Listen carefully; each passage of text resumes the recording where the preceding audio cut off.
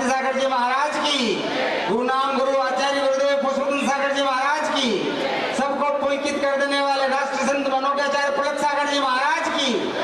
सम्मानित महानुभाव, हमारे बीच इस धर्म सभा मंडप में विराजमान सम्मानित अतिथियों को सादर आमंत्रित कर रहा हूँ। वे पधारे और गुरुदेव की छवि का चित्र अनावरण एवं दीप प्रज्वलन कर इस माहौल को ज्योतिर्मय बनाए। श्रीमान आदरणीय ओपी जैन साहब RAS एडिशनल कमिश्नर एक्साइज, श्रीमान हंसराज चौधरी पूर्व अध्यक्ष chamber of commerce and industry, Shrimati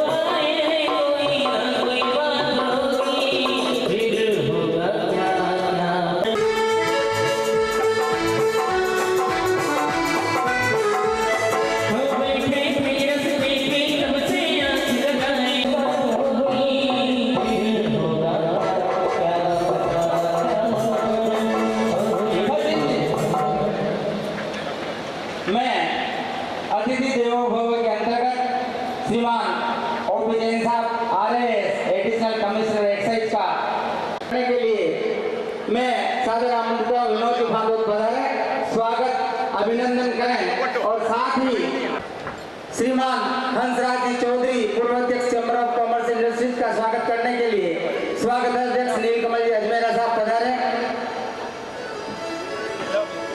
Shri Hemant ji Joshi मां काली,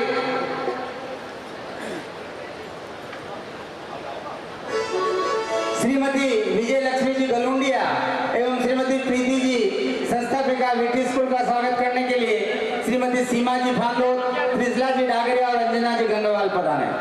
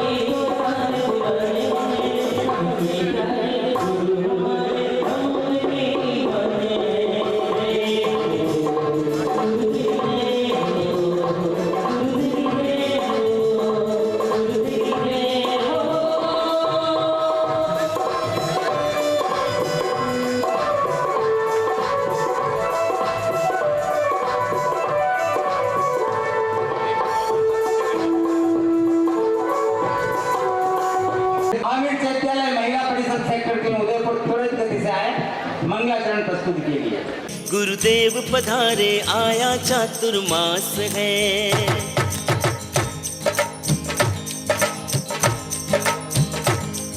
मेरी नगरी में आंगन में उत्सव खास है। गुरुदेव पधारे आया चातुर्मास है। गुरु चरणों में रिद्धि सिद्धि का वास है। हाँ वास है, चातुर्मास है। ये 4 महीने पावन, बरसेगा ज्ञान का सावन। चतुर्विद संग की छाया, मिट 4 गति का बंधन। मानो चौथे आने का ये एहसास है, एहसास है, चातुर्मास है। मेरी नगरी में आंगन में उत्सव खास है। गुरुदेव पधारे आया चातुर्मास है। गुरुदेव पधारे आया चातुर्मास है। आज समा खुशियों से भरा, आज समा खुशियों से भरा। उड़े पंछी गगन में गाते हुए, हम सबका मन बहलाते हुए। बजे ढोल नगाड़े नचाते हुए, गुरुवर आए मुस्काते हुए। आज समा खुशियों से भरा, आज समा खुशियों से भरा। हाथों में श्रद्धा के दीपक जला के हैं द्वारे खड़े इंतजारी में। गुरुवर के पावन ये कदमों से महकी है गोंदिया की भूमि बहारों में। गुरुवर से आत्मनिरीक्षण मिले, गुरुवर से आत्म परीक्षण मिले। गुरुवर से आत्म समीक्षण मिले, गुरुवर से आत्म प्रशिक्षण मिले। आज समा खुशियों से भरा, आज समा खुशियों से भरा। खुशबू फूलों की यहाँ रुक गई है, शाखाएं तरु की यहाँ झुक गई है। खुशबू फूलों की यहाँ रुक गई है।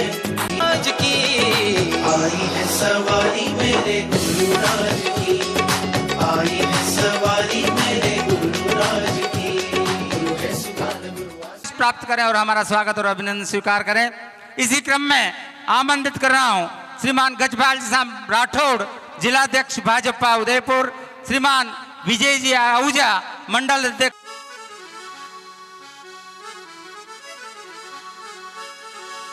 हो फंसी भंवर में थी मेरी नैया, तो चल पड़ी है। फंसी भंवर में थी मेरी नैया, चलाई तूने तो चल पड़ी है। पड़ी जो सोई थी मेरी किस्मत, हो पड़ी जो सोई थी मेरी किस्मत, वो मौज करने निकल पड़ी है।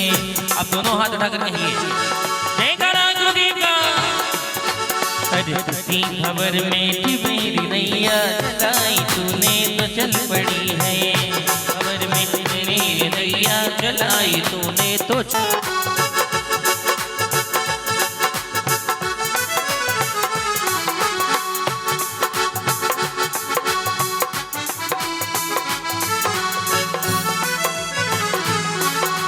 पड़ी जो सोई थी मेरी किस्मत, हो पड़ी जो सोई थी मेरी किस्मत, वो मौज करने निकल पड़ी है। फंसी भंवर में थी मेरी मन की लगन,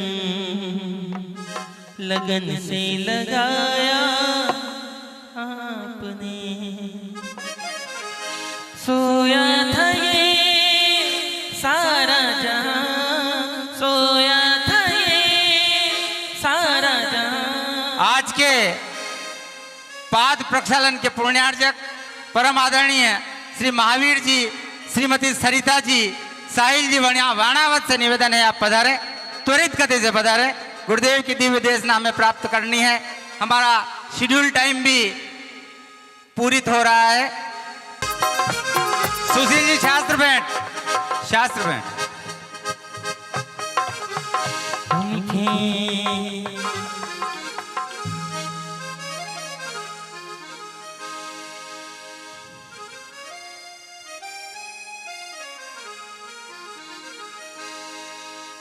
चरण धूल से बढ़कर जग में चीज कोई अनमोल नहीं। हर वस्तु का मोल है लेकिन इसका कोई मोल नहीं। तेरे चरणों की, आप लोग भी कहिए ताली के साथ, पूरे आनंद के साथ। हो तेरे चरणों की धूल बाबा चंदन गुलाल बने। तेरे चरणों की धूल बाबा चंदन गुलाल बने।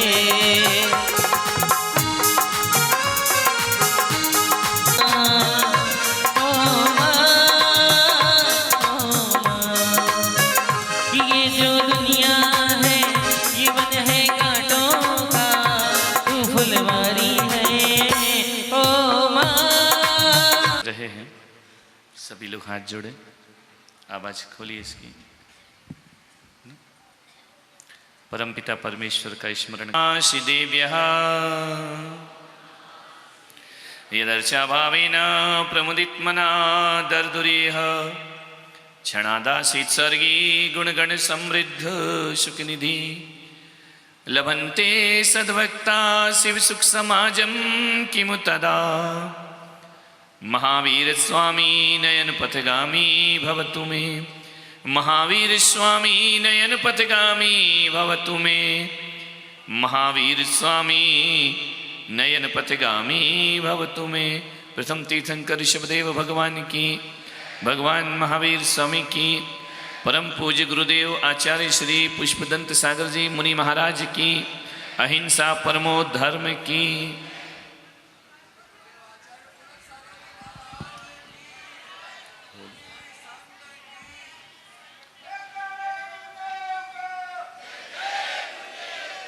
प्यारी परिभव्य आत्माओं, एक घटना है।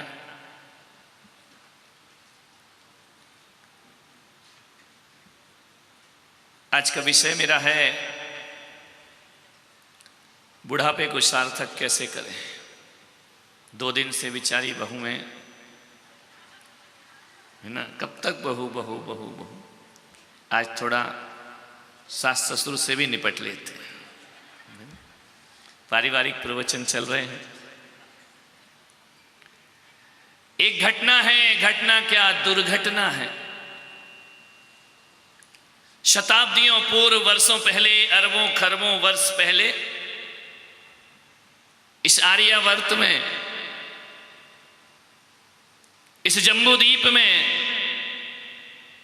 अयोध्या नगरी में सम्राटों के भी सम्राट नाभिराय का शासनकाल था। वैदिक परंपरा जिन्हें अंतिम मनु कहती है,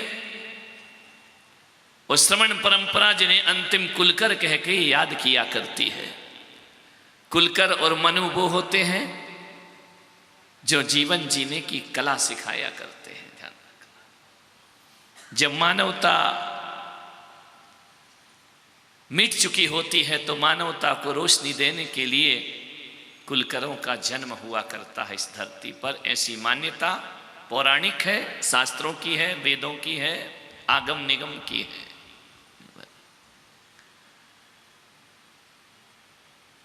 बड़ा अजीब जीवन था, बड़ा महान जीवन था नाभिराय का। इतना महान, इतना महान, इतना महान कि महानता भी उनसे महानता को प्राप्त हुआ करती थी।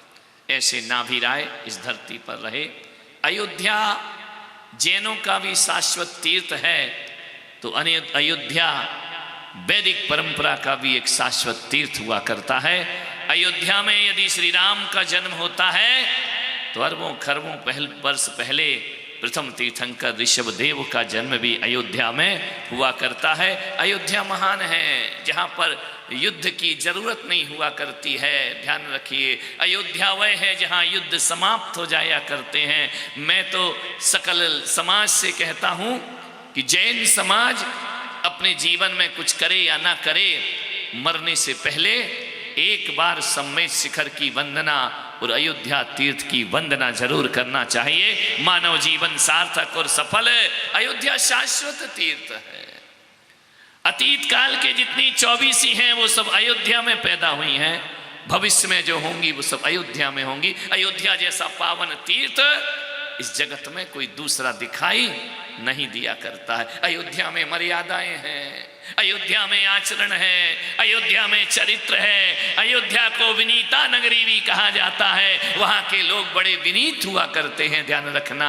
अयोध्या महान है। अयोध्या को साकेतपुरी भी कहा जाता है, ध्यान रखिए। कई नामों से अयोध्या को बुलाया गया। और एक बात ध्यान रखना, उदयपुर महाराणा उदय सिंह ने बनाया हो, महाराणा प्रताप ने बसाया हो, ध्यान रखिए, और शहर किसी ने बसाए हो, लेकिन अयोध्या ऐसी नगरी है जिसे मनुष्यों ने नहीं, उसका निर्माण धरती पर देवताओं ने आकर किया है। स्वर्ग से देव आकर अयोध्या की रचना किया करते। महान तीर्थ है अयोध्या, ध्यान रखना। वहां के सम्राट नाभिराय, अंतिम कुलकर,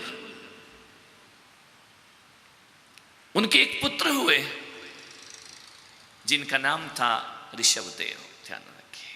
तीर्थंकर ऋषभदेव, तीर्थंकर आदिनाथ। प्रथम तीर्थंकर का जन्म नाभिराय और मरुदेवी के घर में हुआ करता है। ऐसा बहुत कम होता है कि महान पिता के घर में महान पुत्र का जन्म होना। अक्सर देखना, बहुत बिरले घर होते हैं जहां पिता भी महान होता है और पुत्र भी महान होते हैं। वरना हकीकत तो ये होती है कि पिता महान होते हैं तो औलाद निकृष्ट निकल जाया करती है, और कभी कभी औलाद इतनी महान होती है जितने माँ बाप भी महान नहीं हुआ करते हैं। ऐसा अक्सर आपने देखा होगा, लेकिन नाभिराय के घर में ऐसा नहीं था। नाभिराय अपने आप में महान थे और ऋषभदेव अपने आप में महान हुआ करते थे। महान लोगों में महान लोगों का जन्म होना, महान घरों में महान पुरुषों का जन्म होना, नाभिराय की अपनी पहचान थी तो ऋषभदेव की अपनी पहचान थी। महान पुत्र के महान पिता के ऋषभदेव महान पुत्र हुए, ध्यान रखिए मान्यवर।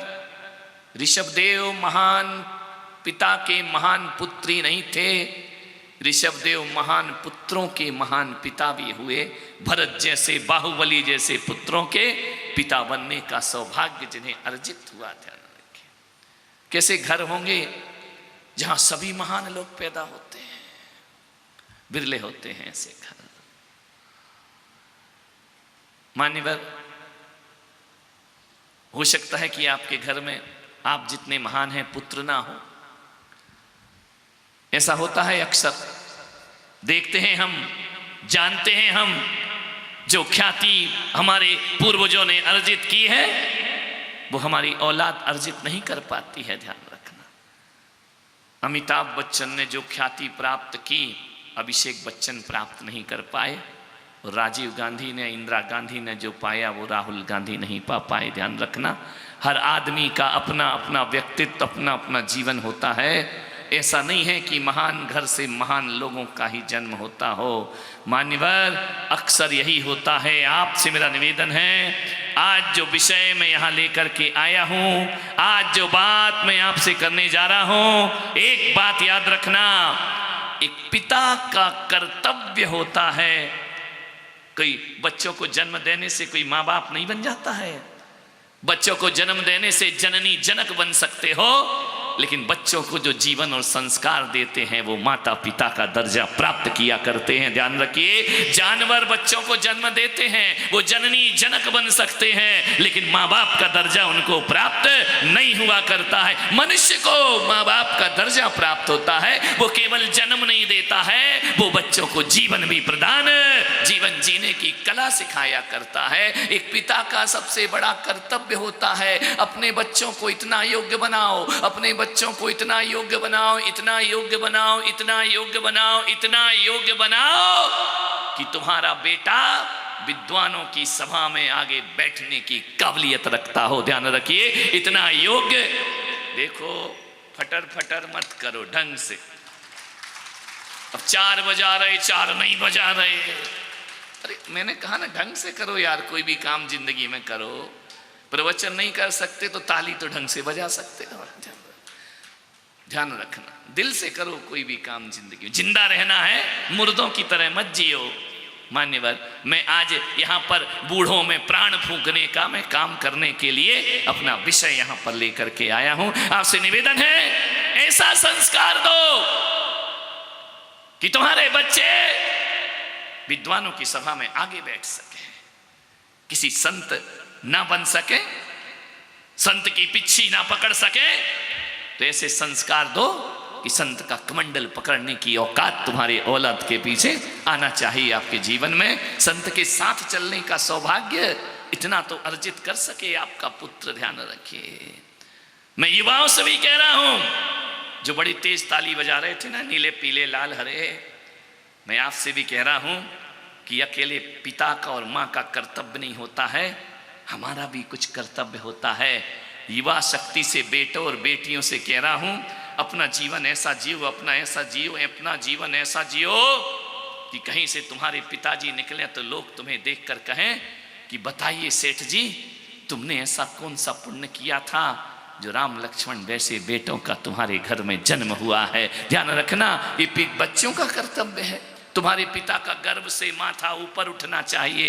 तुम्हारा पिता नजरें उठा करके चल सके, तुम्हारा पिता शर्मिंदा ना हो, ऐसा चरित्र आज के अब युवाओं ने ताली नहीं बजाई, चुप हो गए बेचारे। बाप की पिटाई में तो बहुत ताली बजा रहे थे। ध्यान रखना, मान्यवर, ऐसा जीवन जियो, लोग कह सके कौन सा पुण्य किया था तुमने जो ऐसे बच्चों को जन्म दिया अपने जीवन में।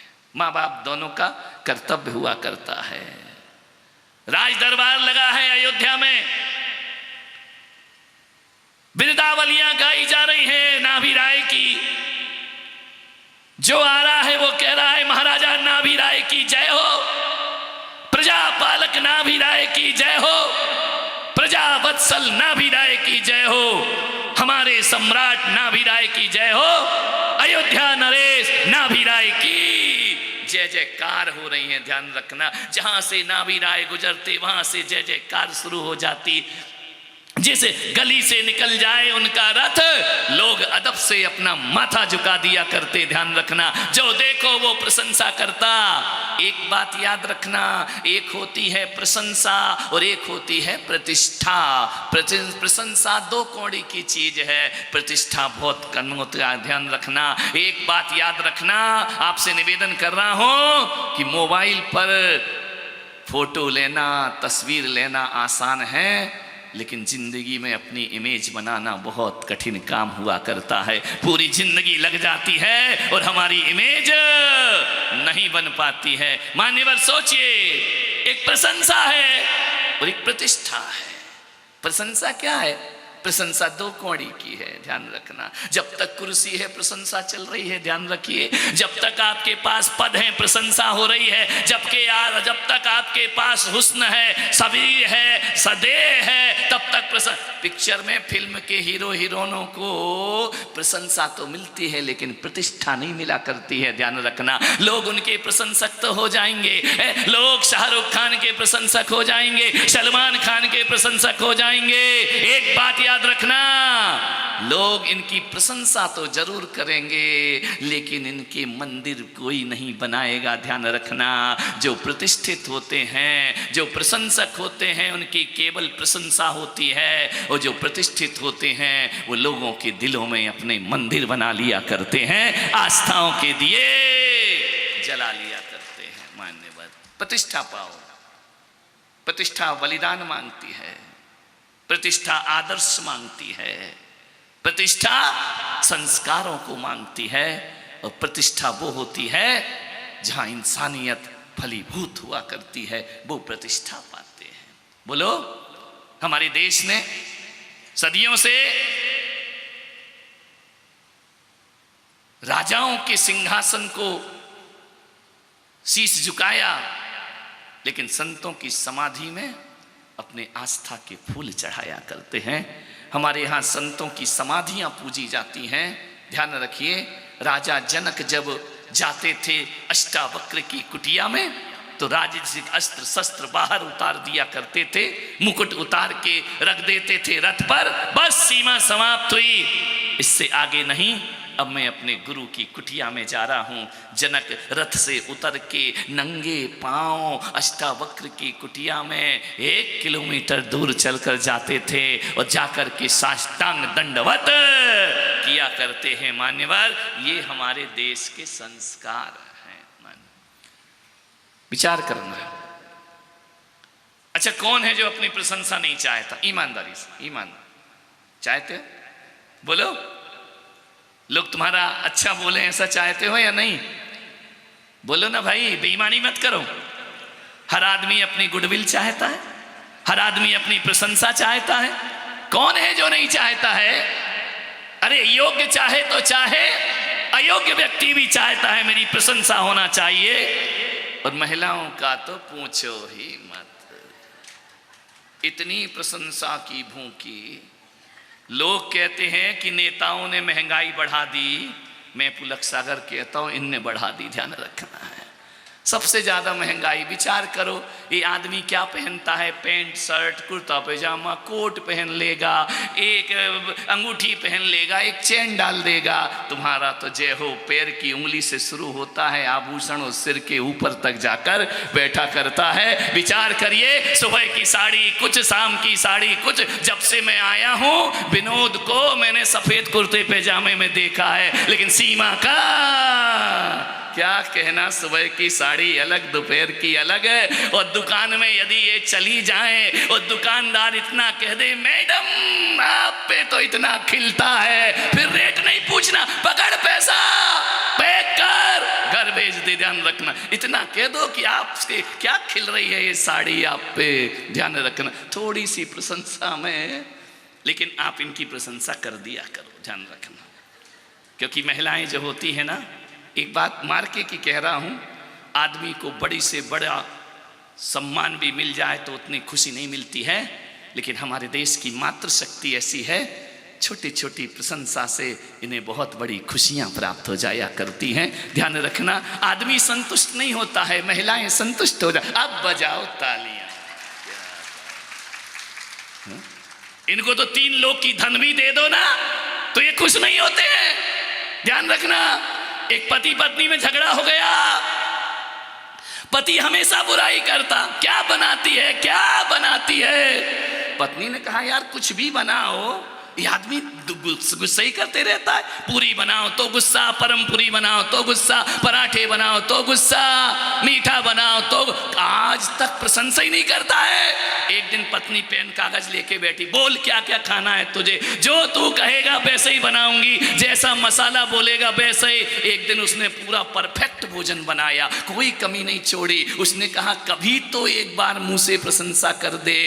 आदमी गया, भोजन किया, अब चाट चाट करके खा रहा है। पत्नी ने बोला आज तो मजा आ गया, आज इसको पसंद आया। लेकिन इतने बेईमान आदमी पूरा खा गया। पत्नी को बोलता है इतना भी अच्छा बनाने की क्या जरूरत थी। तेरे की आदमी गड़बड़ बनाए तो सुने और बुरा अच्छा बनाए, इतना भी अच्छा क्या जरूरत थी। विचार करिए मान्यवर, मैं आपसे निवेदन करूंगा इनको खुश कर दिया करो। ध्यान रखना, अच्छे से खुश हो जरा। क्या बात है, खूब लड़ी मर्दानी वो तो। छोटी छोटी खुशियां मैं जानता हूं, मेरे कमरे में लोग आते हैं, आदमी को मैं पेन दे दूं खुश तो होता है, इतना कोई खास नहीं होता है। इनको कुछ भी दे दो, इन्हें ऐसा लगता है कि महाराज के हाथ से मिला है, इससे बड़ा नोबेल पुरस्कार मुझे दुनिया में कोई दूसरा नहीं हुआ करता है। ध्यान रखना, संतुष्ट हैं। छोटी छोटी खुशियां इन्हें बहुत बड़ी खुशियां प्रदान कर देती हैं। प्रशंसा अलग चीज है, प्रतिष्ठा। हर कोई चाहता ना कि हमारी प्रशंसा हो, चाहती हो या नहीं? अब मैं रोज यदि पंडाल से तुम्हारी बुराई करूं, कहोगे जाए एक तरफ, हमको नहीं सुनना वो प्रवचन, बाढ़ में जाए। जब देखो जब हमारी बुराई, कभी इनका भी बोल दिया करो। और इन्हें तो ना बुराई से असर पड़ता है, इनके लिए तो गले ही बर्बाद करना है। मान्यवर, हर व्यक्ति प्रशंसा चाहता है, हर किसी को प्रशंसा प्रिय है। मैं पुलक सागर कहता हूं, प्रशंसा चाहते हो तो आज एक नियम ले लेना, किसी की जय जयकार में रोड़े मत अटकाना। जो दूसरों की जय जयकार में रोड़े अटकाता है उसे जीवन में कभी प्रशंसा का प्रसाद नहीं मिला करता है, ध्यान रखना। कोई तरक्की कर रहा तो उसकी तरक्की से जलो मत, उसकी तरक्की से ईर्ष्या मत करो। कोई ऊंचाइयों को प्राप्त कर रहा है तो ध्यान रखना, उससे जलन और ईर्ष्या नहीं होना चाहिए, उसकी बुराई नहीं होना चाहिए। दूसरों की ख्याति में कभी बाधा बनने की कोशिश मत करिए, परमात्मा तुम्हें भी ख्याति प्रदान करे। दूसरों के यश से कभी जलो मत, दूसरों की तरक्की से कभी ईर्ष्या मत करो, उनके रोड़े मत अटकाओ। लेकिन आदमी ऐसा है, एक ऊपर चढ़ता है, टांग खींचने को तैयार नहीं। मेरे भाई ध्यान रखना, नहीं, जीवन को समझने का प्रयास करिए। दूसरों की प्रशंसा में कभी रोड़े मत अटकाना। तुम्हें अपने आप प्रशंसा बिना पुरुषार्थ के उपहार में प्राप्त हो जाएगी। दूसरों की प्रशंसा ना कर सको तो कम से कम किसी की बुराई मत किया करो, ध्यान रखना। मान महाराजा नाभिराय, उन्होंने भरी सभा में, ना जाने आज नाभिराय को क्या हो गया, ऐसा उन्होंने कभी जीवन में अशिष्ट व्यवहार नहीं किया, मगर आज ना जाने क्या हो गया, उन्होंने भरी सभा में दर्पण में मुख देखा। सारी प्रजा, सारे दरबारी स्तब्ध रह गए कि सम्राटों का श्रृंगार ग्रह तो अलग हुआ करता है। आज सम्राट सिंहासन पर बैठकर दर्पण में मुंह देख रहे हैं। यदि सम्राट ही दर्पण में मुंह देखेगा तो जनता क्या करेगी? फिर सम्राट को सिंहासन पर बैठकर दर्पण नहीं देखना चाहिए। महाराजा नाभिराय ने दर्पण देखा। दर्पण देखा करो, देखना चाहिए, मैं विरोध नहीं करता हूं, लेकिन आपसे एक आग्रह करूंगा, दर्पण यदि देखना है, एक नियम लेना, जो बहुत सुंदर स्त्री है उसे दर्पण 2 बार देखना चाहिए, वो जो ज्यादा सुंदर नहीं है उसे दर्पण 10 बार देखना चाहिए। मैं दर्पण का विरोधी नहीं, देखो, लेकिन एक निवेदन आपसे करूंगा कि जब आप दर्पण देखो, खूबसूरत स्त्री, खूबसूरत आदमी जब दर्पण देखे तो उसे सोचना चाहिए कि जितना सुंदर मैं हूं उतना सुंदर मेरा व्यवहार है या नहीं है। यदि नहीं है तो मुझे आज से ही चेहरे से ज्यादा अपना चरित्र सुंदर बनाना चाहिए। ध्यान रखना, दर्पण अंतर्मुखी होने का प्रतीक है, दर्पण जीवन को बदलने का प्रतीक है। वो जो सुंदर नहीं है उन्हें ये देखना चाहिए कि देख, तेरे चेहरे से तो तुझे ख्याति मिल नहीं सकती, तेरे चेहरा में अट्रैक्शन आ नहीं सकता, देख तेरे चेहरे की तुझे प्रशंसा नहीं मिलेगी। अब ऐसा काम कर, ऐसा काम करूंगी आज से अपने जीवन में कि चेहरा भले सुंदर ना हो, मेरा व्यवहार इतना सुंदर हो कि मैं लोगों के दिलों में राज। चेहरा नहीं बदल सकते हो, चरित्र बदल सकते हो, ध्यान रखना। इतना सुंदर बनाओ। लता मंगेशकर कोई बहुत सुंदर चेहरा नहीं था, लेकिन उसने अपनी आवाज से लोगों के दिलों में जादू कर दिया। ध्यान रखना है, आवाज, चेहरा सुंदर ना हो, चरित्र सुंदर बनाओ। और चेहरा जितना सुंदर है उससे ज्यादा सुंदर अपना व्यवहार होना। गोरा मुख हो, सुंदर आंखें हो, बोलने का तमीज ना हो, कौन पसंद करेगा? रखिए मान्यवर, व्यवहार अच्छा बनाइए। नाभिराय ने दर्पण देखा। मैं कहता हूं, अपने जीवन में किसी की आत्मकथा पढ़ो या ना पढ़ो, आदमी को अपनी जिंदगी की आत्मकथा जरूर पढ़ना चाहिए। मान्यवर, विचार करना है। आदरणीय देवनानी जी यहां बैठे हैं। अजमेर में मेरे बहुत सत्संग इन्होंने किया, मेरा चतुर्मास हुआ, जब जब समय मिलता था चले आते थे। पिछले वर्ष ऋषभदेव चतुर्मास में जैसे ही उन्हें पता लगा महाराज हैं, दर्शन को आ गए। अभी यहाँ पर पधारे। मैंने कहा देवनानी जी क्या बात है? बोले उदयपुर आया और आपका सुना और मैं ना हूँ, ऐसे कैसे हो सकता है? ऐसा बेदाग छवि राजनीति में। उन्होंने कभी राजनीतिक लाभ उठाने का कारण उपाय नहीं किया। उन्होंने अपने कभी जीवन में अपने आदर्श और मूल्यों को नहीं खोया। और विधानसभा में कभी ऐसी बात आई जो उनको रुचिकर ना लगी तो देवनानी जी ने खुलकर उसका विरोध किया। चाहे पक्ष हो या विपक्ष हो, निष्पक्ष विधानसभा के सिंहासन पर जो बैठता है, ऐसा व्यक्तित्व हमारे पास मौजूद है, जिन्होंने कभी अन्याय अनीति का साथ नहीं दिया। संत चरण हो तो वंदना को अपने आप पहुंच जाया। नाम सही रखा है, ध्यान रखना। सरनेम तो बहुत ही अच्छा, देवनानी, ध्यान रखना। मान्यवर देव पुरुष के समान। क्योंकि मैं प्रशंसा नहीं कर रहा हूं कि वो यहां पर आए हैं, मैं उनके व्यक्तित्व को बहुत अंदर से जानता हूं, पूर्व परिचित हूं। मुझे बताया गया कि आज देवनानी जी आएंगे। मैं इनका अवश्य, यदि उन्हें पता लगे मैं यहाँ हूँ, वो जरूर दर्शन को वहाँ पर पहुँचा करते हैं। जोरदार तालियां ऐसे व्यक्तित्व के लिए यहाँ पर बजाना चाहिए। मानना, विचार करना है, सोचना है। किसी की आत्मकथा पढ़ो या ना पढ़ो, आदमी को अपनी जिंदगी की आत्मकथा जरूर पढ़ना चाहिए। ध्यान रखना, बड़े बड़े स्वाध्याय कर सको या ना कर सको, अपने जीवन का अध्याय जरूर पढ़ा करो।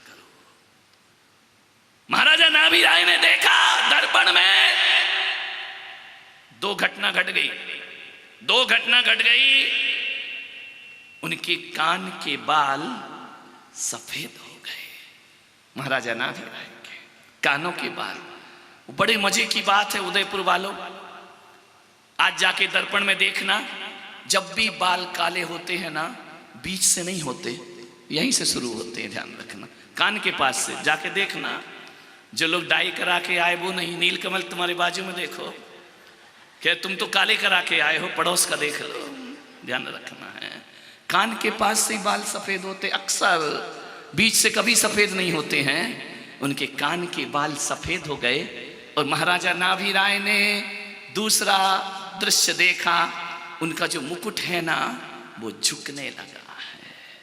नाभिराय ने देखा मुकुट झुक रहा है, इसका मतलब सत्ता के दिन गए, अब सत्य की खोज में निकलना चाहिए। ध्यान रखना, कैसे महापुरुष थे, जीवन भर राज्य का विस्तार किया करते थे, जीवन भर राज्य की सीमाएं बढ़ाया करते थे, राज्य का संचालन करते थे। और एक वक्त आता था कि राजपाट छोड़कर संन्यास आश्रम में प्रवेश। महाराजा जनक और महाराजा भरत ये घर में रहकर बैरागी वैदेही कहलाए। ध्यान रखना है, ऐसा सुशासन हमारे आर्यावर्त में रह चुका है। ध्यान रखना। मान्यवर आपसे निवेदन है, देखा महाराजा नाभिराय ने कि अब सत्ता के दिन खत्म हो गए। एक होता है सत्य और एक होती है सत्ता। मालूम है सत्ता क्या होती है? जो दूसरों को सता कर मिले वह सत्ता, और जो खुद को तपा कर मिले वह सत्य हुआ करता है। ध्यान रखना, सत्य वही है जिसमें खुद को तपना पड़ता है, खुद के जीवन की साधना करना पड़ता है। लेकिन एक बात याद रखना, सत्ता की अपनी सीमा है और सत्य की अपनी शुरुआत हुआ करती है। एक बात आपसे कह रहा हूँ, बचपन जो होता है वो ज्ञान अर्जन के लिए होता है, और जवानी जो होती है वो धन अर्जन के लिए होती है, और बुढ़ापा जो होता है वो पुण्य अर्जन के लिए हुआ करता है। बुढ़ापे में आदमी को पुण्य कमाना चाहिए, जवानी में ज्ञान प्राप्त करना चाहिए, और बचपन जो होता है, ध्यान रखना, धन अर्जन जवानी में और ज्ञान अर्जन बचपने में हुआ करता है। निवेदन है, एक ही निवेदन है आपसे प्रवचन का, एक ही सूत्र दे रहा हूं कि रात ऐसे बिताओ, रात ऐसे बिताओ कि सुबह किसी को मुंह दिखाने में शर्म ना लगे। ध्यान रखना, रात बोलो तो, रात कैसी बिताओ कि सुबह किसी को मुंह दिखाने में शर्म ना लगे, और दिन ऐसा बिताओ कि रात को चैन की नींद सो सको, और जवानी ऐसे बिताओ कि बुढ़ापे में खून के आंसू ना बहाना पड़े, और बुढ़ापा ऐसा बिताओ कि किसी के सामने हाथ फैलाना ना पड़े। जीवन का बहुत बड़ा सूत्र है। किसी के सामने हाथ ना फैलाना पड़े बुढ़ापे में, ऐसी जिंदगी बिताओ। रात को चैन की नींद वही सोता है जो दिन को अच्छे तरीके से गुजारता है, और दिन को सुबह मुंह वही दिखा सकता है जो रात को पवित्रता के साथ बिताया करता है। और जवानी ऐसी होना चाहिए कि बुढ़ापे में रोना ना पड़े, बुढ़ापा ऐसा कि किसी के सामने हाथ फैलाना, बस परमात्मा से इतनी ही प्रार्थना करना अपने जीवन में। अरे महान होते हैं वो लोग जो बचपन में जाग जाते हैं, और वो भी महान होते हैं जो जवानी में जाग जाते हैं, और वो भी महान हैं जो बुढ़ापे में जाग जाते। वरना आदमी सोता सोता पैदा होता है, सोता सोता जीता है, और सोते ही सोते दुनिया से विदा हो जाता। जागृत होकर के जियो, जाग करके जियो। आपसे निवेदन है, बुढ़ापा बिन बुलाया मेहमान है, हर मेहमान को बुलाना पड़ता है, बुढ़ापा अपने आप। और एक बात याद रखना, बचपन जाता है तो जवानी देकर जाता है, और जवानी जाती है तो बुढ़ापा देकर जाती है, लेकिन बुढ़ापा कुछ देकर नहीं जाता, बुढ़ापा आदमी को लेकर ही दुनिया से चला जाता है। बुढ़ापा क्या देगा? कुछ नहीं देगा, वो तुम्हें दुनिया से उठा करके ले जाएगा। एक निवेदन है, बुढ़ापा न जीवन की शुरुआत है, न बुढ़ापा जीवन का समापन है। ध्यान रखना, ये मत सोचना कि बुढ़ापा जीवन की समापन है, न शुरुआत है, न इतिवृत्ति है। बुढ़ापा अभिशाप नहीं है मेरे भाई, बुढ़ापा तो जिंदगी का सुनहरा अध्याय हुआ करता है, जहां हम जिंदगी भर के किए हुए अनुभव को पढ़ा करते हैं। ध्यान रखिए, आपसे निवेदन, सुनहरा अध्याय है, थको मत।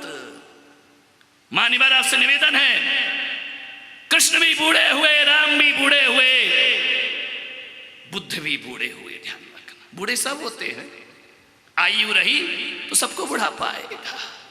लेकिन एक बात याद रखना, कितने भी बुढ़ापे को बचाने के उपाय कर लो, कितनी भी गोलियां खा लो, कितनी भी प्लास्टिक सर्जरी करा लो, तुम शरीर को धोखा दे सकते हो, लेकिन भीतर बैठी आत्मा को धोखा नहीं दे सकते हो। बुढ़ापा तो आएगा ही आएगा, कितना भी ब्यूटी पार्लर चली जाओ, कितना भी लिपाई पुताई कराए आओ, कोई फर्क नहीं पड़ने वाला है। ध्यान रखना, कितना भी आप कुछ कर लो, ध्यान रखिए, आपसे निवेदन है, कितना भी आप कर लो। दो महिलाएं बैठी थी, एक महिला ने ट्रेन में सफर कर रही थी, एक 40 साल की थी, दूसरी ने पूछा बहन तेरी उम्र क्या है? बोली ज्यादा नहीं है, 25 साल है। तो 40 बता रही, 25। महिलाएं कभी सही उम्र नहीं बताती हैं, और आदमी सही इनकम नहीं बताया करता है। पूछो कितना कमा रहे हो? बस महाराज दाल रोटी चल रही है तुम्हारी, वाह गजब कर। बताएंगे नहीं कि कितना कमाते। वो महिला कभी सही उम्र नहीं बताती। उसने कहा कितनी उम्र है? बोले 25 साल। दिख तो 40 रही है। उसने कहा बहन तेरी उम्र क्या है? बोली मेरी 18 मान ले। ध्यान रखना, विचार करो, सोचो, ऊपर सुनील बर्थ पे लेटा था, धड़ाम से नीचे गिरा। महिलाओं ने कहा क्या हुआ? बोले तुम 18-20 की, तो मैं तो पैदा ही हो रहा हूं। ध्यान रखना, झूठ की भी एक हद होती है। मान्यवर एक बात याद रखो, सोचिए, इतिहास बदलने से कुछ नहीं होता, भूगोल तो साफ साफ बता देता है कि तुम्हारी उम्र क्या हुआ करती है। ध्यान रखना, विचार करना, उम्र को छोटी बताने से बुढ़ापा नहीं आएगा, इस गलत फहमी में मत रहना। इन झुर्रियों को मिटाने से बुढ़ापा नहीं आएगा, नकली बत्तीसी लगाने से बुढ़ापा नहीं आएगा, इस गलतफहमी में मत जीना मेरे भाई। लेकिन मैं ऐसा नहीं कह रहा हूं कि तुम और बुरी देखो, नहीं, कराओ, अच्छी बात है, लेकिन ये भी याद रखो भीतर से कि अपना अब तीसरा पन शुरू हो चुका है। मान्यवर ध्यान रखिए, मैं ध्यान रखना, ये मत सोचो कि जिंदगी कितनी बची है।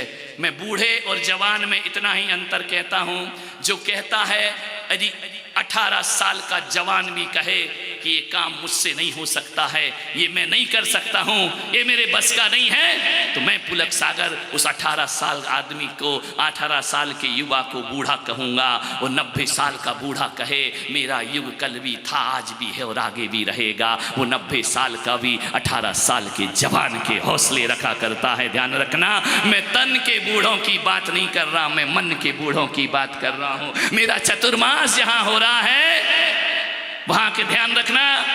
शांतिलाल जी भोजन 92 साल के हैं, ध्यान रखिए, 4 माला चढ़ते हैं उतरते हैं, थकान नहीं होती है। और एक 20-25 साल का युवा की सांस फूल जाया करती है, सुबह से शाम भाग दौड़ करते हैं, वही जोश है, वही आवाज में दम है। मान्यवर मैं कहता हूं 92 साल के होकर भी वो 92 साल के जवान हैं। और जो सीढ़ी नहीं चढ़ सकता वो 30 साल का भी 80 साल के बूढ़े से कम नहीं हुआ करता है। जो आशाएं छोड़ देता है, जो कहता है कि अब हम कुछ नहीं कर सकते हैं, वो जवानी में भी बूढ़ा है। और जो कहता है मेरे बस में सब कुछ कर सकता हूं, एक बात याद रखो, ये मोक्ष की यात्रा बुढ़ापे में होती है। ये मोक्ष की यात्रा, ये धर्म ध्यान बुढ़ापे में है। कहा है चारों पन में अंतिम जीवन जो होता है वो धर्म के लिए हुआ करता है। मान्यवर बूढ़ा कौन है? कौन है बूढ़ा? जिस बहू से एक गिलास पानी उठाने में आलस कर रही है वो बूढ़ी है। वो जो सास घड़ा भर कर ला रही है वो जवान सास हुआ करती है। ध्यान रखिए, अपने आप को जवान बना करके रखो, बूढ़ा बना करके क्यों रखा करते हो? क्यों कहते हमसे ये नहीं होगा? मान्यवर एक बहुत बड़े ज्योतिषाचार्य हुए, अंक ज्योतिष के जनक कीरो, 80 वर्ष की उम्र में उन्होंने ग्रीक भाषा सीखी। ध्यान रखना, कितने वर्ष की उम्र में? जहां तुम कहते हो कि 80 में हमसे चला नहीं जाता, हमारी मेमोरी काम नहीं करती है, उन्होंने ग्रीक भाषा सीखी। मान्यवर सुकरात ने 70 वर्ष की उम्र में साहित्य लिखना शुरू किया। 70 वर्ष की उम्र में। आपसे निवेदन है, पिकासो ने 90 वर्ष की उम्र में चित्र बनाना सीखे। मान्यवर एक बात याद रखना, शरीर बूढ़ा हो जाए लेकिन आदमी को कभी मन बूढ़ा नहीं करना चाहिए। अपनी जिंदगी में मन हमारा जवान ही होना चाहिए। बूढ़ा कौन? जो कुछ नहीं कर सकता। आपसे निवेदन है कि बुढ़ापे को कैसा बिता रहे हो? कैसा है बुढ़ापा तुम्हारा? अक्सर मैं बुढ़ापा देखता हूं, बहुओं की बुराई, लड़के की बुराई, पोते की बुराई, पड़ोसी की बुराई, रिश्तेदारों की बुराई। 24 घंटे बूढ़ों का यही काम बचा है क्या? बहू ऐसी नहीं है, बेटी ऐसी नहीं है, दामाद ऐसा है, पोते नहीं सुनते हैं, ये काम नहीं करता है, नौकरानी सही नहीं है। ये भद्दा चरित्र, ये सब बुढ़ापा बिताना है तुम्हें? जीवन अध्याय, नया अध्याय लिखो इस बुढ़ापे में। ध्यान रखिए, बहू क्या कर रही, पोते क्या कर रहे हैं, वो ढंग से बात नहीं करते, उससे हमारा व्यवहार अच्छा नहीं है, बैठ जाते हैं मंदिर के चौपालों पर और बैठ के सिवा बुराई के कुछ और काम। अरे बुढ़ापा ऐसे मत बिताओ, तुम्हें आने वाली जिंदगी की तैयारी करना है। मान्यवर जिंदगी भर बहू बेटों को कोसते कोसते मर जाओगे क्या अपनी जिंदगी में? मान्यवर आपसे निवेदन है, अरे उनका उनको सौंपो, तुम तो दाल रोटी खाओ और प्रभु के गीत गाओ। बुढ़ापा इसके लिए होता है, लेकिन क्या करें, दिल है कि मानता नहीं। ध्यान, बहू कहती मम्मी जी किचन में मत आओ, सासू जी मत आओ, तुम समय पे भोजन करो, अपना धर्म ध्यान करो, मंदिर में रहो। लेकिन बूढ़ी सासू को तो किचन में जाए बिना मजा नहीं आता है। जब वो जाएगी तो तू मैं करेगी, फिर बोलेगी ये नहीं किया और वो नहीं किया, ऐसा नहीं किया। मान्यवर सोचिए आप, बुढ़ापे को ऐसा बर्बाद मत करिए अपनी जिंदगी में। किसी की बुराई निंदा में बहुओं, वो किसकी बुराई करते हो दिन भर? बुढ़ापे में बाजार तो घूमा नहीं जाता है, पड़ोसी के यहाँ जाया नहीं जाता है, बहू से बेटी की बुराई, बेटी से बहू की, सिवा बुराइयों के बूढ़ों के पास कोई काम नहीं बचा है। ध्यान रखना, मैं आपसे निवेदन कर रहा हूँ, मैं आपसे आग्रह कर रहा हूँ, ऐसा बुढ़ापा मत बिताओ। बुढ़ापा तो आएगा, लेकर के जाएगा। आपसे निवेदन है, गुनगुना के जीना है या भुनभुना के जीना है, ये तुम्हारे ऊपर डिपेंड है। बुढ़ापे को गुनगुना के भी जी सकते हो और भुनभुना के भी। भुनभुना के जियोगे दुर्गति होगी, गुनगुना के जियोगे, सदगति की प्राप्ति होगी। ध्यान रख, आनंद में बुढ़ापा जियो। किसने कहा बुढ़ापा खराब होता है? बुढ़ापा तो बहुत अच्छा हुआ करता है। थोड़ा सा जीवन की सोच को बदलना है। चिता जल उठे उससे पहले चेतना को जागृत कर लीजिए। शरीर शमशान में जाए उससे पहले परमात्मा की यात्रा कर लीजिए। और अस्थियां बिखरे उससे पहले आस्था प्रकट कर लीजिए अपने जीवन में। तुम्हारा बुढ़ापा सार्थक हो जाएगा। परिवार नाम छोड़ो, भगवान नाम गिनो, नमोकार नाम गिनो। ज्यादा मत उलझो। जितना बुढ़ापे में दूर रहोगे फैमिली परिवार से, उतना जीवन में आनंद को प्राप्त करोगे। ध्यान रखना, जितने चिपकोगे मेरा पोता, मेरी पोती, मेरी बेटी, मेरा देवता, मेरा ये, मेरा वो, मेरा मेरा करके मर जाओगे और जिंदगी में कुछ मिलने वाला नहीं। दूर रहो, दूर रहो परिवार से। वानप्रस्थ आश्रम की तैयारियां करिए मान्यवर। जीवन को सार्थक करने का प्रयास। ज्यादा तुम लोग भी बुढ़ापे में बच्चों में इंटरफेयर मत किया करो। ज्यादा पूछ पाछ मत किया करो। कहाँ गए थे, कहाँ जा रहे, क्यों जा रहे, हमारा समय तो ऐसा था, हमारे समय तो वैसा। खाक था तुम्हारे समय में। तुम्हारे बाप तुमसे दुखी थे जैसे आज तुम बच्चों से दुखी हो। ध्यान रखना, दूसरों के सामने अच्छा सब बना लेते हैं मान्यवर। तुम्हारे माँ बाप भी ऐसे ही परेशान थे जैसे आज तुम परेशान हो रहे हो। कोई सही नहीं हुआ करता है मान्यवर। आपसे निवेदन है, नहीं ज्यादा इंटरफेयर परिवार में मत करिए। हमारे साथ रहो ना, कोई टेंशन नहीं होगा। लेकिन क्या करें, बुढ़ापे में महाराजों में मन नहीं लगता, सत्संग में नहीं लगता, फेसबुक में बहुत मन लगता है।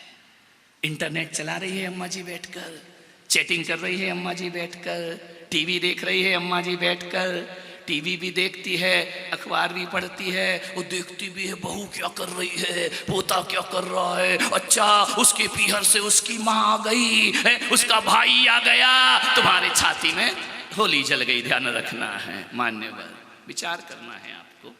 व्यर्थ की बातों में बुढ़ापा बर्बाद कर रहे हो मान्यवर। एक बात याद रखो, महाराजा नाभिराय ने देखा मुकुट झुक रहा है। उन्होंने ऋषभदेव को बुलाया और अपना मुकुट अयोध्या का ऋषभदेव के शीश पर रख दिया। ध्यान रखना, समय से पहले बच्चों के बंटवारे कर दोगे ना तो बेटे और बहू को तुम्हारे मरने का इंतजार नहीं करना पड़ेगा। ध्यान रखिए, नहीं तो बेटे और बहू यही कहेंगे बुढ़ा कब मरेगा और कब इस घर की दौलत मुझे मिलेगी। जो भी तुम्हारे पास है, तुम्हारे बच्चे तुम्हारे मरने का इंतजार ना करें। जीते जी सबको सब कुछ सौंप कर, और ऐसा भी सब मत सौंप देना कि दोनों ही बेटे निकाल दें तुमको घर से बाहर। अपने लिए भी थोड़ा बचा के रखना मेरे भाई, जमाना बदल गया है।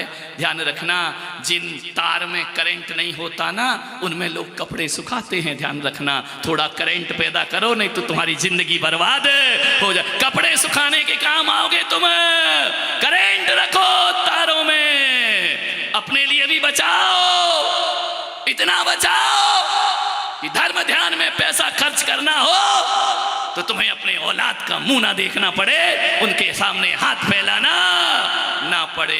दे दो उनको, उतना दे दो जितना जरूरी है। अपना हिस्सा अपने पास रखो और मरने लगो तो अपना हिस्सा भगवान के नाम करके दुनिया से विदा हो जाइए। ध्यान रखना, आने वाला समय तुम्हारा सुखद हो जाएगा। मानने वाला सोचना है। ऋषभदेव की शीश पर महाराज नाभिराय ने कहा, अब सत्ता छोड़कर पुत्र ऋषभदेव को राज्य सौंप देना चाहिए और मुझे वन की ओर प्रस्थान करना चाहिए। ध्यान रखना, नाभिराय ने मुकुट उतारा, ऋषभदेव के शीश पर रखने लगे। मान्यवर, एक थे दशरथ और एक था दशानन। ध्यान रखना, दशानन के कितने सिर थे? 10 सिर पर कितने मुकुट थे? 10। दशरथ के शीश पर कितने मुकुट था? 1। दशरथ ने बुढ़ापे में सोचा कि राम के सिर पर मुकुट रख देना चाहिए। अयोध्या की यही परंपरा रही है, चाहे वो नाभिराय हो, चाहे वो महाराज सम्राट दशरथ हो। लेकिन लंकापति क्या सोचता था एक मुकुट गिरता था, दूसरा रख लेता था, एक मुकुट गिरा फिर रख लिया, मुकुट गिरते जाते थे और वह उठा उठा के रखते। अज्ञानी मुकुट संभालता है और ज्ञानी मुकुट त्याग दिया करता है। समय हो गया, अब इनको राज्य सत्ता सौंप देना चाहिए, ध्यान रखना। नाभि राय ने मुकुट उतार दिया। मान्यवर, ये तो एक मस्त सोचो कि ये पौराणिक कथा है। उदयपुर के नाभि रायो, आज दर्पण में तुम भी जाके देखना, जितने नाभि राय बैठे, दशरथ बैठे यहाँ, आज दर्पण में देखना। ऐसा तो नहीं कि तुम्हारे भी मुकुट झुकने लगे हों, ध्यान रखना।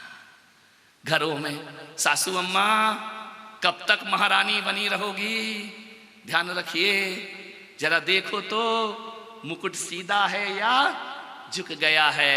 तुम कहोगे महाराज हम तो मुकुट ही नहीं पहनते, हमारा लफड़ा ही नहीं है। नाभि राय ने पहना था तो दिख रहा था, हम तो मुकुट पहनते ही नहीं है। पुरुषों ने टोपी छोड़ दी है, महिलाओं ने घूंघट छोड़ दिया है, कोई मुकुट हमारे सिर पर नहीं है, ध्यान रखिए। आपसे निवेदन है, हर घर में हर घर का मुखिया अपने घर का सम्राट हुआ करता है, ध्यान रखना है। और सबके शीश पर एक एक मुकुट हुआ करता है। और मुझे लग रहा है तुम्हें दर्पण में अपना मुकुट ना दिखे, लेकिन इस भरी सभा में मुझे तुम्हारे मुकुट दिखाई दे रहे हैं, तुम्हारे मुकुट झुके हुए दिखाई दे रहे हैं। अपने अपने मुकुट देखो। सोहन जी जरा चश्मे से मुकुट देख लो अपना।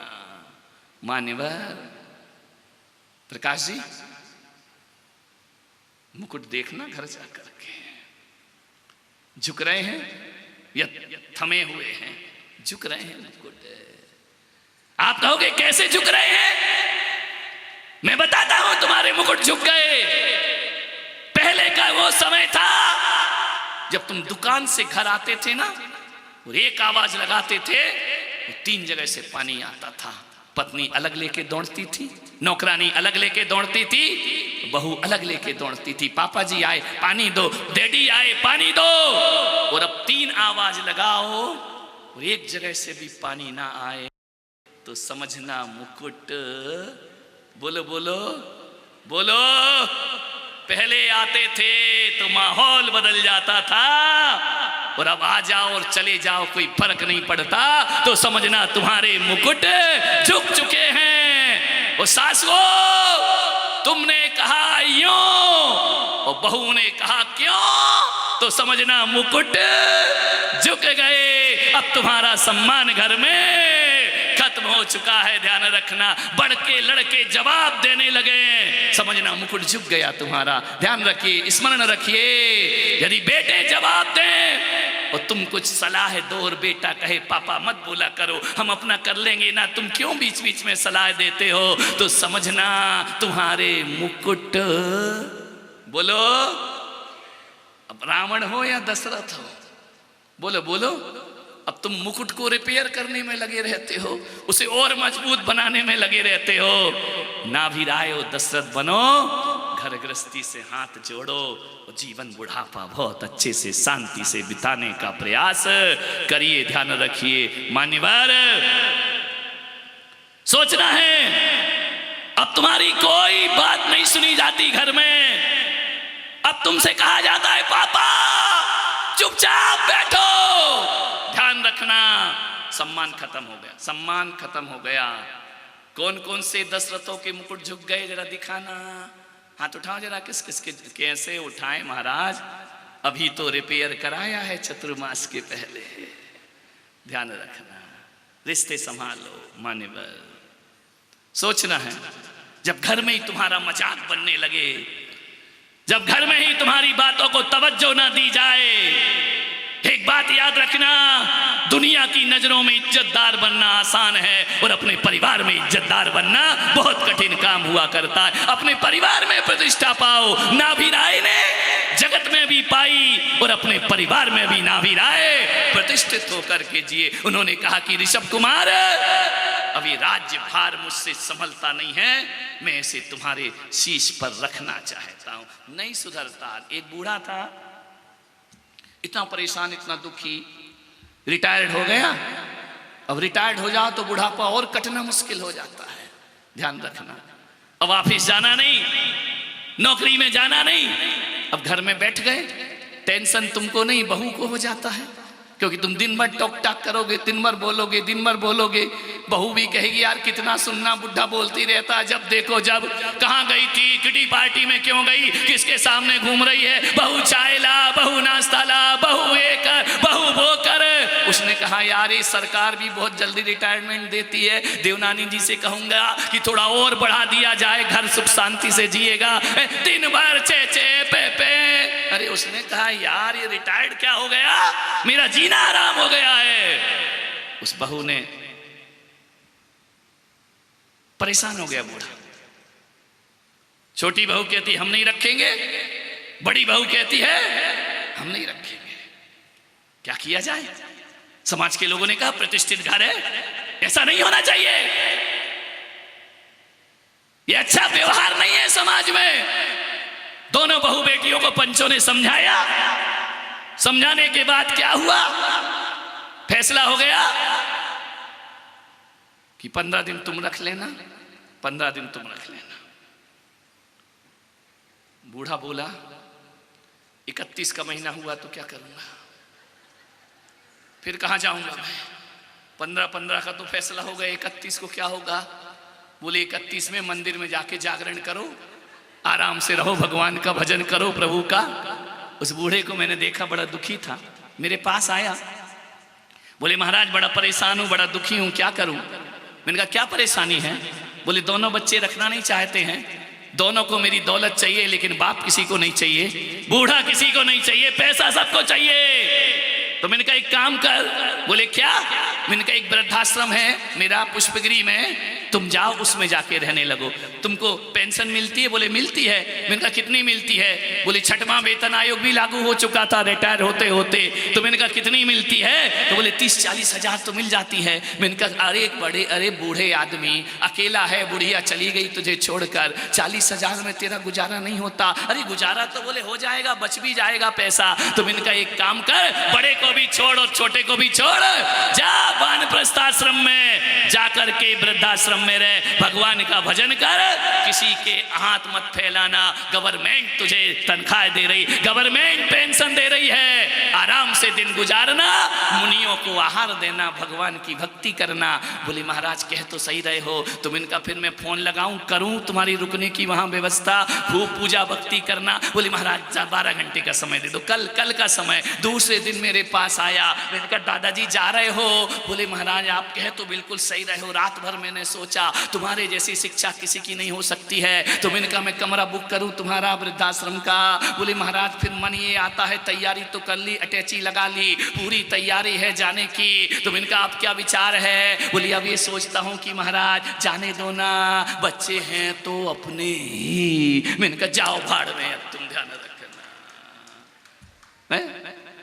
पड़ा मर रहा और हाय हाय, आखिर हैं तो अपने ही। मृत्यु के समय भी आदमी को आसक्ति नहीं छूटती है।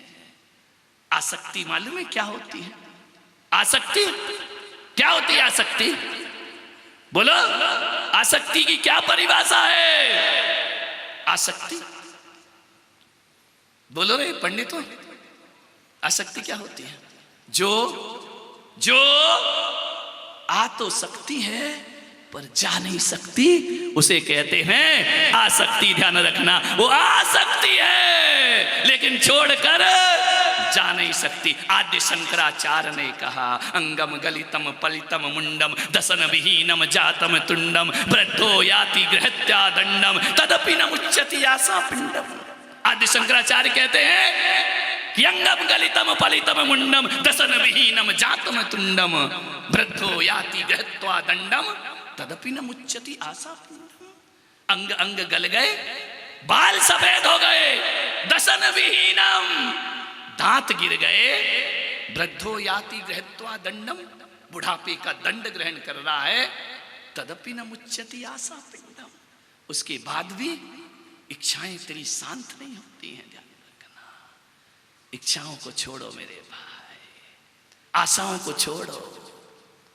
जितनी आशा परिवार से बच्चों से लगा रखी है, उतनी आसक्ति यदि राम में हो जाती, परमात्मा में हो जाती, तो तेरा बुढ़ापा भी सार्थक हो जाता, तेरी जवानी भी सार्थक। ज्यादा इंटरफेयर मत करो। मान्यवर, प्रभव सुधारो। ये नया अध्याय लिखना है बुढ़ापे में, अगले जन्म का। अगला जन्म सुधारो अपना। लेकिन क्या करें, छोटे बच्चों के पैर ज्यादा चलते हैं जो लेटा रहता है, और बूढ़ों की बोलो, हाँ कितने अच्छे से बहू आज बोल लो, तुम घर जाना पता पड़ेगा। बूढ़ों की जबान बहुत चलती है। ज्यादा दखलंदाजी मत करो, ज्यादा नुक्ताचीनी मत करो। 30 साल का बेटा हो गया है, उसे आंख दिखाने की कोशिश मत करो। ध्यान रखिए, माने तो ठीक, नहीं माने तो वो जाने और उसकी किस्मत जाने। एक बार कहना आपका काम है, मानने वाला सोचना है। प्रपंचों से हटो और प्रवचनों में ज्यादा लगो। ध्यान रखना, तुम्हारे जीवन का कल्याण हो जाएगा। लेकिन प्रवचन में मन नहीं है, प्रपंचों में ज्यादा मन है तुम्हारी जिंदगी का। नाभि राय ने मुकुट उतारा, उन्होंने दूसरी घटना देखी। 3-4 मिनट है, अभी टाइम नहीं हुआ है। उन्होंने दूसरी घटना देखी कि यहां तो मुकुट झुक रहा है, वहां कान के बाल सफेद हो गए। मैंने सोचा यार कि कान के बाल यहीं से सफेद क्यों होते हैं, मेरे भी हो गए। खैर मैं तो जवानी में जाग गया, ध्यान रखना। अब सफेद हो या काले मुझे फर्क नहीं पड़ता है। नाभि राय ने देखा कान के बाल सफेद हो गए। मालूम है वो कान के बाल सफेद क्यों होते हैं? वो कान में कहते हैं, बेटा बेटा, जवानी गई, बचपना गया, फसल पक गई, फसल पक गई, फसल पक गई। और पकी हुई फसल कभी भी काटी जा सकती है, ध्यान रखना है। फसल पक चुकी है। वो कान में बाल कहते हैं, देख तूने बहुत शैम्पू किया, तूने बहुत तेल लगाए, तूने बहुत हमारी मालिश कराई, चंपी कराई, देख तूने बहुत मेरी सेवा की। अब इतना कहता हूँ, वो बाल तुम्हारे कान में कहते हैं कि अब बाल छोड़ो, माल छोड़ो, प्रभु का रास्ता अपनाओ अपने जीवन में। ध्यान रखिए, वो कान के बाल कहते हैं, ध्यान रखना, वो कान में आके धीरे से बोल रहे हैं, तूने सेवा की इसलिए हम शोर नहीं मचा रहे हैं, हम तुम्हारे कान में कह रहे हैं। एक बात याद रखना उदय पर्व वालों, दुनिया की हर सफेद चीज धीरे धीरे काली होती है। ध्यान रखना, कोई भी व्हाइट चीज ले आओ रख दो तो काला हो जाता है, लेकिन बाल ऐसे अपवाद हैं जो काले से धीरे धीरे सफेद हुआ करते।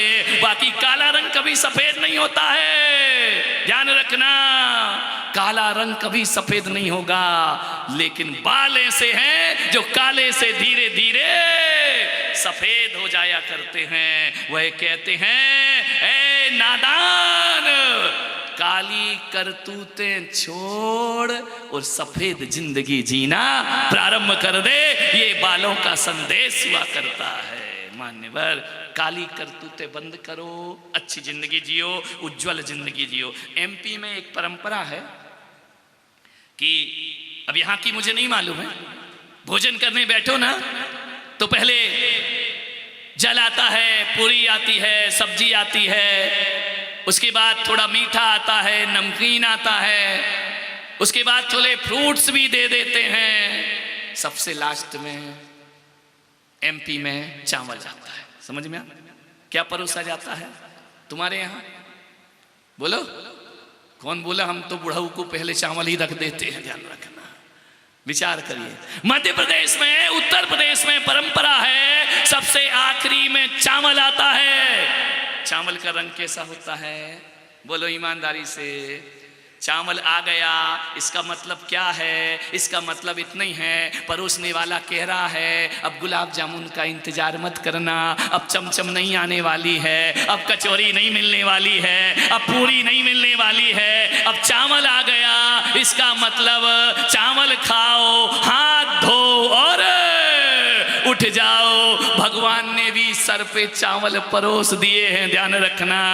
अब जवानी आने वाली नहीं, अब बचपना आने वाला नहीं है। जैसे चावल के बाद हाथ धो के उठ जाते हैं, वैसे आपसे कहा जा रहा है सिर के बाल सफेद हो गए, अब भोगों से हाथ धो विषय वासनाओं से और उठ जाओ, परमात्मा के ध्यान में लीन हो जाओ। लेकिन आदमी बड़ा होशियार है, ध्यान रखना।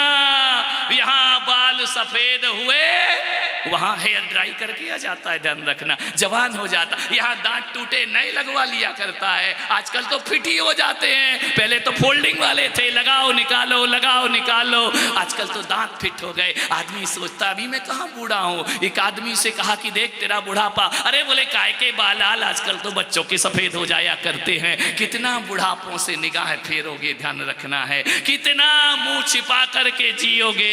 आपसे निवेदन है, यही आग्रह करूंगा, बुढ़ापा ध्यान रखना।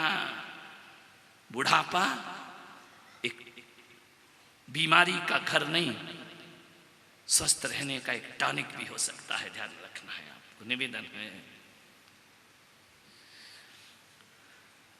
तुमको दूसरी गाड़ी पकड़ना है ना, तो पहली गाड़ी बोलो छोड़नी पड़ेगी या नहीं? तुम छोड़ोगे या घसीट के छुड़ाया जाए? मौत छुड़ाए या तुम छोड़ोगे? छोड़ने का मतलब ये नहीं कि मेरे संग में आ जाओ तो मैं चलता फिरता वृद्धाश्रम बन जाऊं, नहीं, मैं ये नहीं चाहता हूं। भीतर की आसक्तियां आदमी को छोड़ना चाहिए। मान्यवर, आदमी मरते दम तक नहीं छोड़ पाता है। एक आदमी उदयपुर में मर रहा था अस्पताल में, अंतिम स्टेज थी, नर्स खड़ी है, पत्नी खड़ी है, बच्चे खड़े हैं। उसने मालूम है, डॉक्टर ने बोला अब तुम्हारे पास समय नहीं है। तो उस बूढ़े ने क्या कहा, मेरा बड़ा बच्चा, बोले यही हूं, छोटा बच्चा यही हूं, मेरी पत्नी, बोले यही हूं। तो उसने क्या किया मालूम है, बहुत धनपति आदमी था, अरबपति। उसने कहा कि सर्व ऋतु विलास के जितने भी मकान हैं वो सब तू ले ले। नर्स देख रही, यार मर रहा है, मकान कितने हैं? उससे पूछा, दूसरे बेटे ने, पापा मैं क्या लूं? बोले सेक्टर 11 में जितने हैं, जितने भी फ्लैट हैं बड़े बड़े, सब तू ले ले। पत्नी से पूछा, पत्नी ने कि मैं क्या करूं? बोले सेक्टर 3, 4, 5 में जितना भी जमीन जायदाद है, जितने भी घर हैं, वो सब तू ले ले।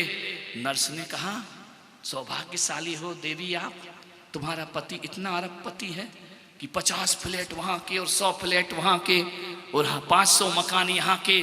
धन्य हो गई, इतना धनपति तुम्हारा पति है। ये जा रहा है, सबको कितना सौंप कर जा रहा है।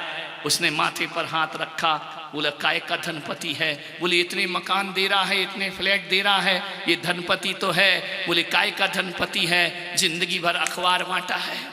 समझ गए क्या?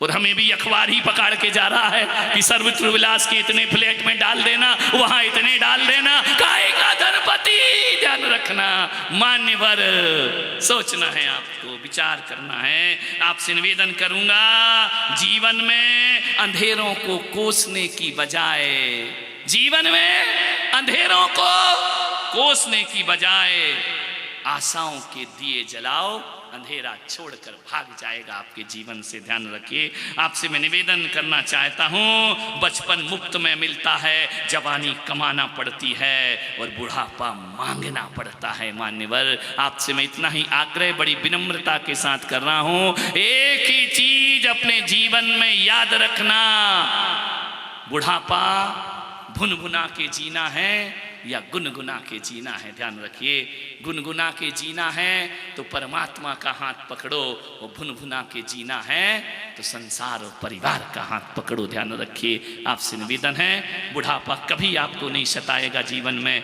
यही आग्रह करूंगा। समय हो गया है आपका। श्री वासुदेव जी देवनानी साहब यहाँ पर पधारे हैं, उनके बारे में जितना कहा जाए कम है। ऐसा विरक्त व्यक्तित्व तो कह सकता हूं कि इस उम्र में भी जो सतपथ के रास्ते पर चल रहे हैं, बुढ़ापा हो तो इनके जैसा होना चाहिए। ध्यान रखिए। मैं यहाँ पर ओपी जैन साहब RAS यहाँ पर मौजूद हैं, एडिशनल कमिश्नर साहब, उनको बहुत बहुत आशीर्वाद प्रदान करता हूँ। और 2 मिनट रुकिए, ज़्यादा लंबा टाइम नहीं लूँगा, बस 2 सेकेंड।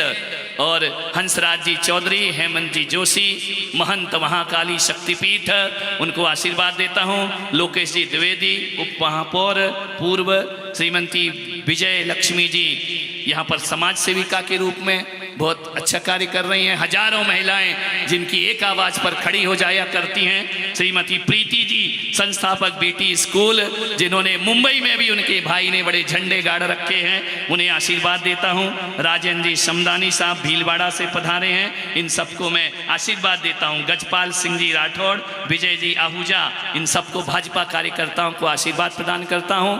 आपसे यही निवेदन है कि 2 मिनट आप सुनिए, 2 खड़े रहो, ज़्यादा बुढ़ापे में काय को जा रहे यार, जवान बैठे बूढ़े चले, इतना गला फाड़ा मैंने, ध्यान रखिए। मोक्ष सप्तमी का यहाँ पर 31 तारीख का प्रोग्राम है। आज तक पूरे हिंदुस्तान में पालकियां 24 निकल चुकी, शोभा यात्रा निकल चुकी है। इस बार की मोक्ष सप्तमी पूरे हिंदुस्तान में नंबर 1 की मोक्ष सप्तमी उदयपुर में मनाई जाएगी। समोसरण का विहार होगा, सर्व ऋतु विलास से भगवान का समोसरण चलेगा। 8 कुमारिकाएं, 56 कुमारिकाएं, 100 धर्मेंद्र ऐरावत हाथी पर सवार होकर ईशान सानत कुमार महेंद्र भगवान पारसनाथ का दिव्य समोसरण विहार जैसा आगम में वर्णन है, अद्भुत दृश्य वह होगा। हजारों इंद्राणी चलेंगे, यहाँ सम्मेद शिखर बनेगा। यहाँ के कार्यक्रम से ज्यादा महत्वपूर्ण शोभा यात्रा देखने लायक होगी। बाहर से बड़ौद से बड़ी बड़ी झांकियां आ रही हैं। पासनाथ भगवान मेरे इष्ट आराध्य हैं, उनके लिए सब करना मेरे जीवन का सौभाग्य हुआ करता है। आप भी उसमें सहपाठी बने।